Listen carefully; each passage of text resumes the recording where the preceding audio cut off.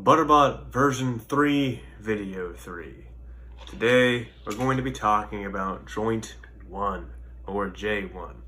Now, it's just this piece here, nothing else to do with it. And while this piece may just be small, its size does not affect how many problems it can have. It's just as many problems as anything else. Now, the keen of you might have noticed that I have broken off half of this thing, this entire flange. And we'll get there. We'll get to why I did that and why this is so weird later.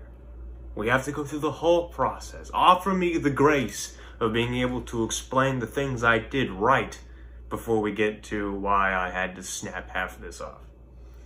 First off, this is the motor we're using. It has the 2 face screws I talked about before. We did counterbores, they run flush, no issue. And then we have 2 counterbores running flush, screwing into that gear spacer, like I talked about before. We only used 2 of the motors because we only used 2 of the screw holes, because we only needed to use 2 of the screw holes. We didn't need 3, we didn't need 4, we needed 2, so we used 2. It's all happy. And then we have this part connecting to the D shaft. It's a press fit.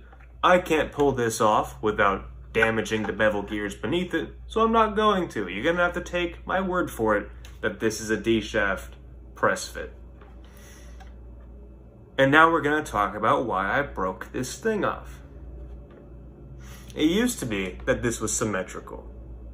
There was with this thing right here was right over there to prevent torsion in this place. And that's when I came across this issue. When I put this on, as you can see, there's no real way for me to assemble this piece with that flange there.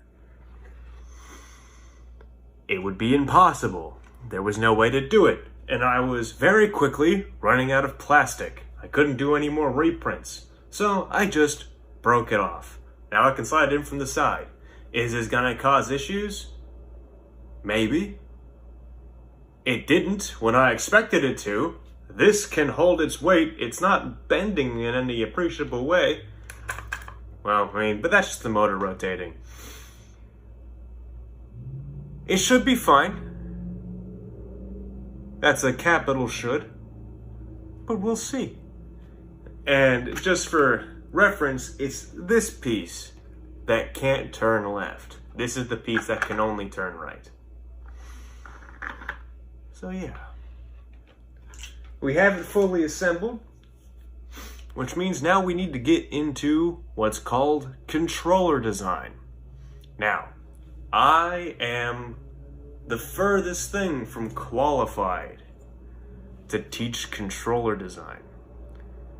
You could probably teach me more. We probably know the same deal at this point.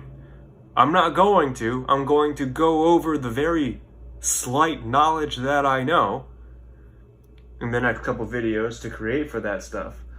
But it's not going to be very good.